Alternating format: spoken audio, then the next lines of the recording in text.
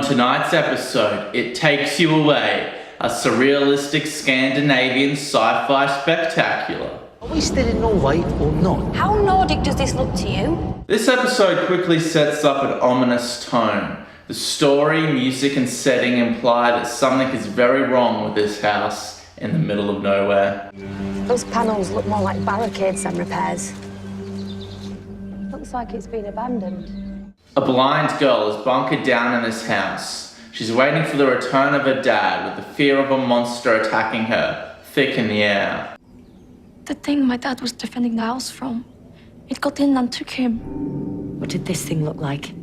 There are two little tiny editing moments in this episode that didn't quite work for me.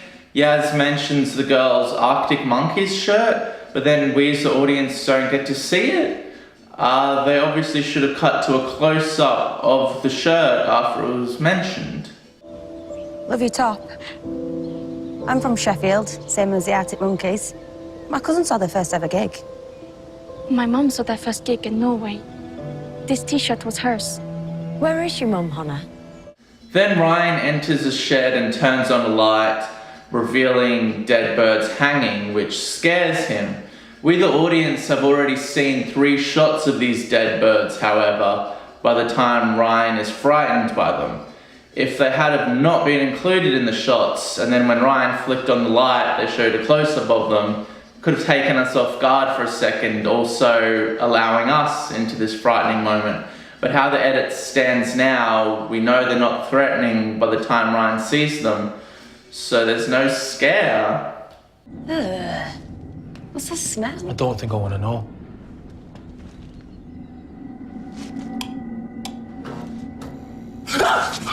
Our crew then scramble inside the house as a roar rings out through the forest. Graham out of nowhere then finds a portal to another dimension hidden within a mirror. I love the visuals of the journey through this mirror, and the concept is obviously tried, tested, and very effective.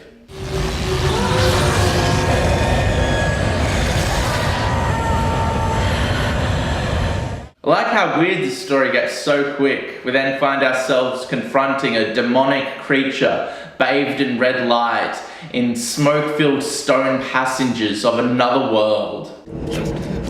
Hi, sorry to bother you.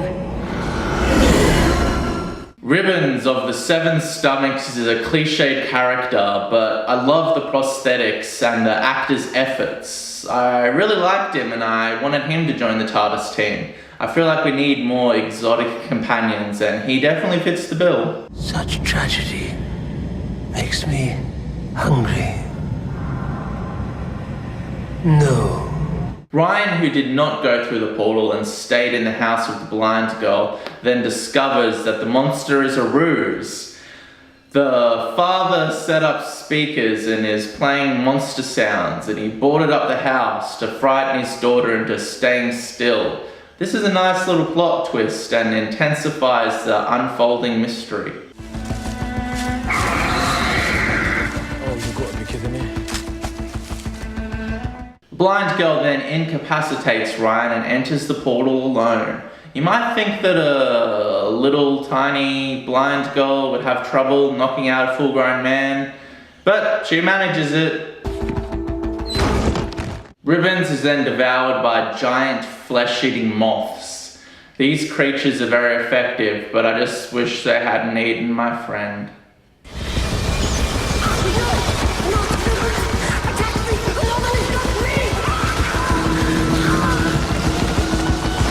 Our companions exit through a portal, escaping the monster moths, but soon realize that the portal they just went through is not the one that they entered through. I love Doctor Who for this reason. It can become far more complex in an instant. This idea reminded me of the TARDIS within TARDIS scene in Lugopolis.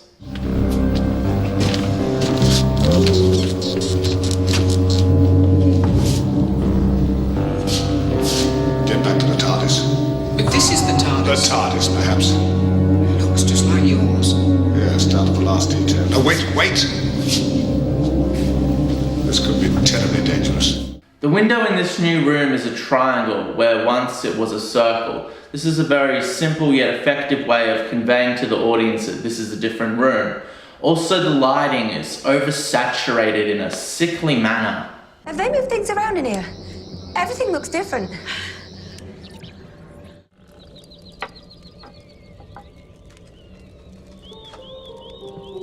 We then find the blind girl's father, Erik, who's with his wife, who's supposed to be dead. The plot thickens. Celine is Hanne's mum. Hannah's mum's dead. In your world I am, but not here. What are you doing? Graham, who's been on a journey to move past the grief from his lost wife, then has an emotional backtrack when he discovers that Grace is in this alternative universe. It'd be very hard indeed for somebody suffering with loss and trying to move on with their life to be reintroduced to the one that they loved. You better tell me right now what's going on. Don't do this to me. To further the heartbreak for Graham and Erik, the Doctor realizes that their partners are not real and they once again must lose them. Because, wait for it, a sentient universe who was lonely created this world and Graham and Eric's wives because it wanted to learn about us. She's not real. Oh, I think you're wrong. I'm not wrong. She remembers everything. I know this is difficult. I mean, all the crazy things you've seen, Doc. I mean, you can't tell me that you know it's not her. This whole thing is a con. I don't think even Grace knows it. Our companions escape this alternate dimension as it collapses in on itself, but the Doctor stays to keep company with this lonely living universe. We get an amazing, surrealistic white room sequence and a great talking frog, which is actually an animatronic rather than CGI. I loved the visuals of this room. They're simple but invoking and they work perfectly. And the practical frog, it just looks so much better than CGI. I don't hate CGI, it has its place and people need to learn when to use it. And it wasn't now, the animatronic frog, it wasn't quite lip synced, but it didn't need to be. It looks detailed and textured and more than anything real. I loved this. I loved it so much. Solitrax is a frog who talks like Grace. My own form is endless, but this frog is a form that delights me, as it once delighted Grace. There's me thinking the day had no more surprises left. I think Star Trek is at its best when it's a morality play. Stargate is at its best when it's an action adventure. And I think the Doctor Who does sci-fi oddness the best. And this story definitely encapsulates those concepts. It reminded me a bit of the Time Monster when that creature comes out at the end and you're like, what the fuck is going on here?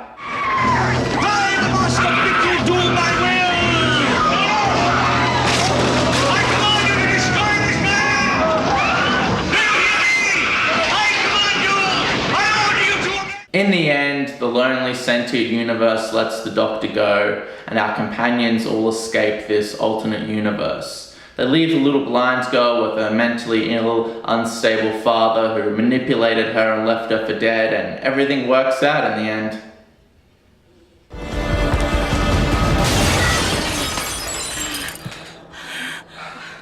Are we safe? All of the moments where Ryan was unkind to Graham are now forgiven, because he calls him Grandad. These characters have all been on an emotional and physical journey. They've been through an arc and now they've completed it. Well, apart from Yaz. Grandad. What did you just call me? Why? You going deaf in your old age? Come on, TARDIS. In conclusion, this season has completely won me over. I loved this story for how it embraced classic Who outlandishness and how it completed an emotional arc between Graham and Ryan. There's only one more episode to go for this season and I'm absolutely stoked to see it. Thank you for watching and it really helped out if you could like, subscribe and in the comments tell me how I got all the facts wrong, how my opinion is null and void. Thank you and good night.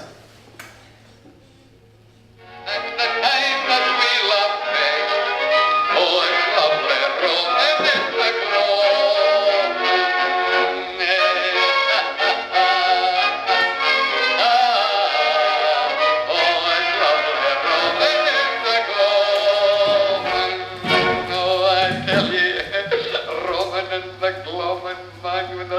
Nobody there but your fella.